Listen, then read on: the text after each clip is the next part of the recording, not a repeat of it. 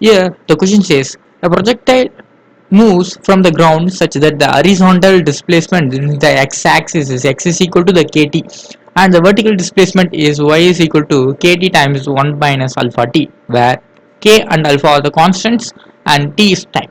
So then the total time of the flight t and the maximum height attained is by. Okay, so we have to find, they have given the two equations, is the x-axis and the y-axis.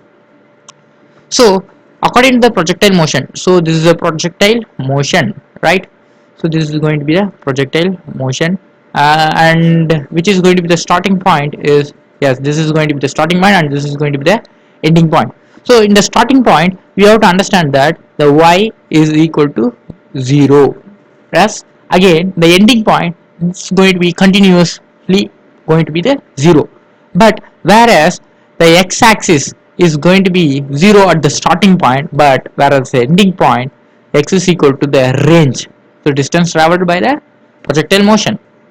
Okay, so the time taken to travel this distance from this starting point to the ending point is said to be time t. This is the time of flight, so we have to find the time of flight, right?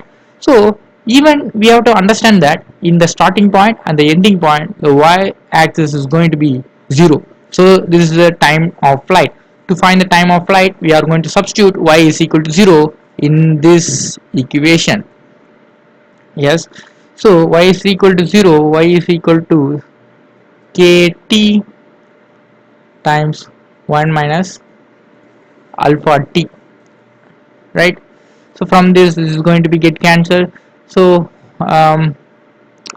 1 is equal to alpha t, so this is alpha not the du. Okay, alpha t, so t is going to be, t is equal to 1 by alpha, so we got the value, right? So this is the time of flight. And first thing we have found the time of flight. The next thing, the maximum height attained by it. So in the projectile motion you can able to understand clearly, you can able to understand this is the maximum height. At the maximum height, so where should be the maximum height should be come, that is the half of the time of flight. Half of the time of flight is the maximum height. The object reaches the maximum height at the half of the time of flight, total time of flight. So from this you can able to understand, so then t is going to be, t is going to be half of time t. So we have to understand that is, here you can able to see here, this is a capital T, time of flight. So at the maximum height the time t is equal to 1 by 2 times the capital T time of flight, so 1 by 2 alpha. So by substituting this value in the second equation, that is a y is equal to, yes, y is equal to k t times 1 minus alpha t, minus 1 by minus alpha t. So you can able to substitute this t value, t is equal to 1 by 2 alpha. Yes, so y is equal to k into 1 by 2 alpha times 1 minus alpha, alpha into 1 by 2 alpha. Yes, this close bracket, this alpha alpha get cancelled, 1 minus 1 by 2. So 1 minus 1 by 2 is again is going to be the 1 by 2. Yes, 1 by 2 alpha is there in the front. Yes, you can able to see this y is equal to k times, so again I will be writing this continuing, k times 1 by 2 alpha.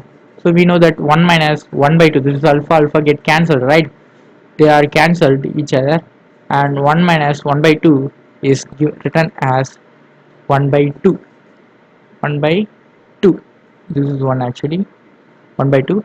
So the final value y, the maximum height attained by it, that is the y max is equal to k times 1 by 4 alpha, k by 4 alpha is going to be the answer. K by this is 4. 4 alpha. Where is going to be the option?